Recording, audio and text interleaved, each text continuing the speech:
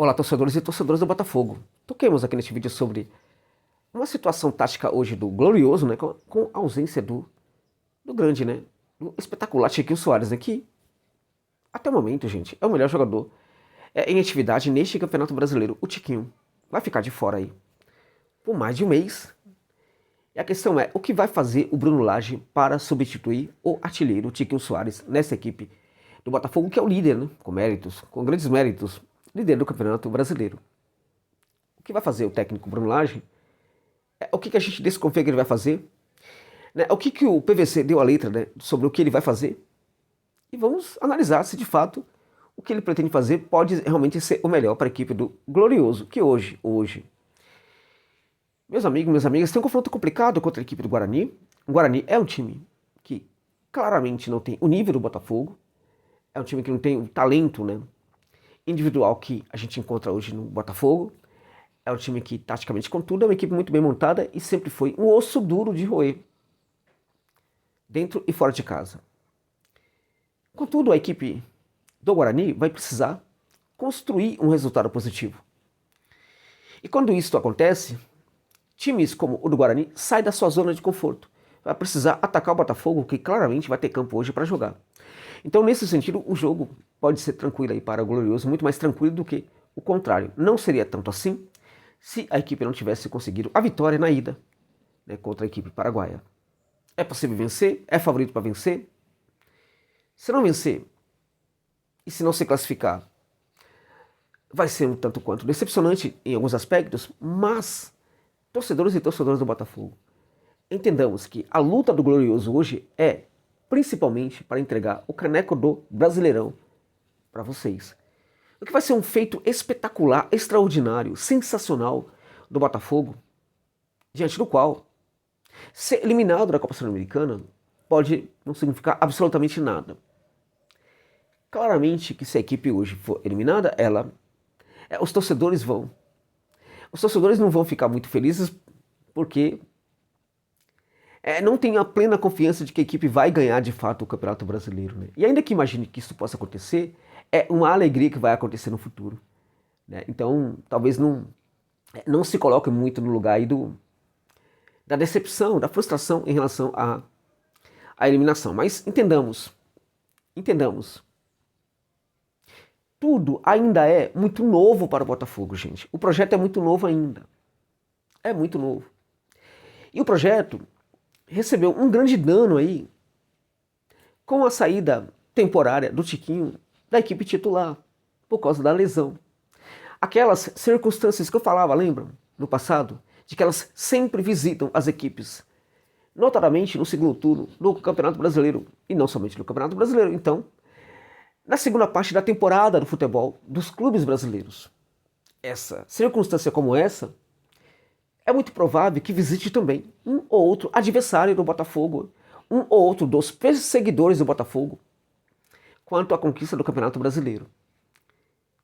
O problemão para o Botafogo é que essa circunstância veio pegar justamente o cara, né?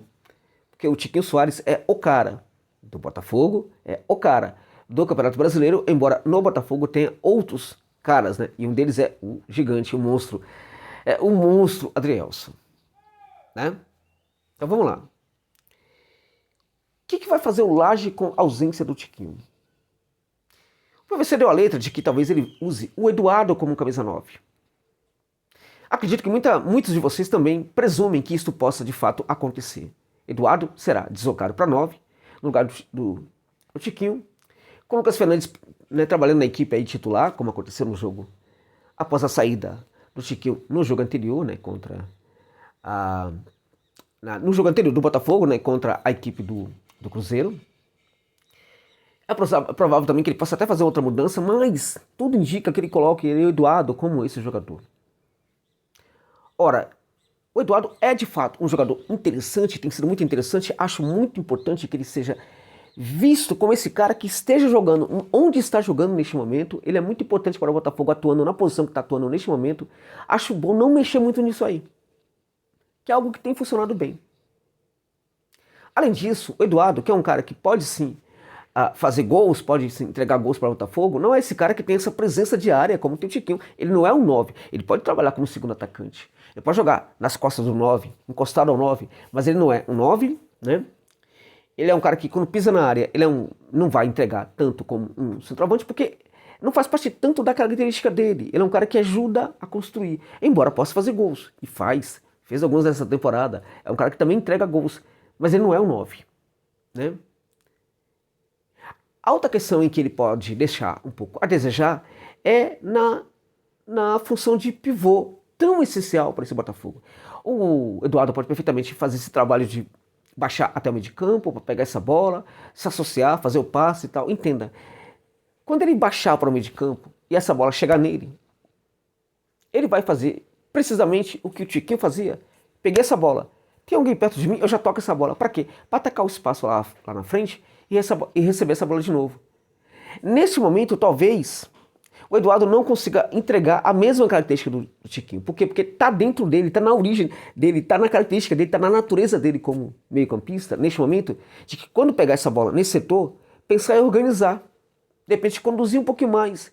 De repente fazer um passe mais em profundidade. E aí ao fazer, talvez ele desacelere um pouquinho. Porque ele não está pensando em ser o cara que vai confeccionar, que vai fazer o gol depois. Ele está pensando em ajudar a confeccionar esse gol. Mas não ser o cara para assinar pelo último toque na bola, né? Então tem esse problema aí. O jogador, quando ele voltar, quando ele baixar, o Tiquinho é muito rápido. Ele pega essa bola, ele até pode conduzir a bola, mas se ele perceber que tem alguém perto, que ele pode fazer o passe, ele faz o passe imediatamente para se locomover o mais breve possível ali a área do adversário para receber essa bola, né?